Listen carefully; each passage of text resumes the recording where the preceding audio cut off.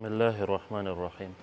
दोस्तों, एक मसला है कि क्या अगर कोई इअ्तिकाफ़ में बैठ गया, मुअतकिफ़ हो गया, तो उसके पास कोई ऐसा आदमी नहीं है कि उनके लिए घर से खाना लाए, या उसमें ये हिम्मत नहीं है कि किसी को बताए कि मेरे लिए घर से खाना लाओ, तो ऐसा आदमी अपना खाना ख़ुद ला सकता है, घर जाकर अपना खाना ख़ुद ला सकता है।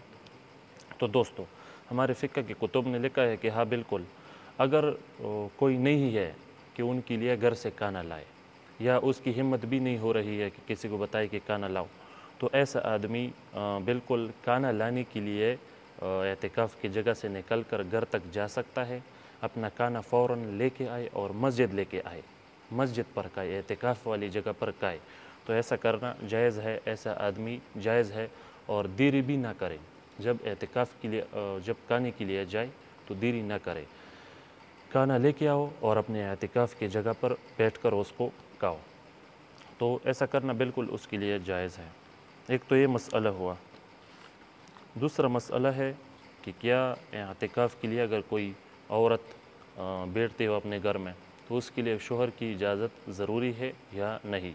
तो दोस्तों, हमारे कुतुब ने लिखा है, फ़िक़्ह की कुतुब ने, कि हाँ बिल्कुल, जो औरत इअ्तिकाफ़ के लिए बैठना चाहे तो उसके लिए ज़रूरी है कि अपने ख़ाविंद से, अपने शौहर से इजाज़त ले ले इअ्तिकाफ़ का।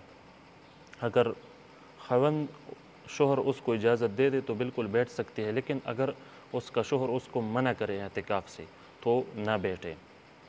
तो ये मसला है।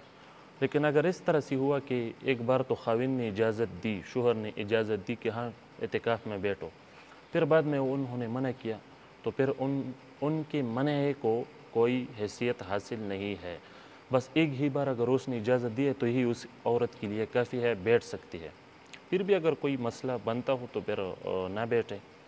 तो ये दो मसाइल हो गए। इंशाअल्लाह इस क्लिप में आगे और भी बयान करूँगा, और क्लिप को और ज़्यादा तवील नहीं करूँगा। अस्सलामु अलैकुम व रहमतुल्लाहि व बरकातहू।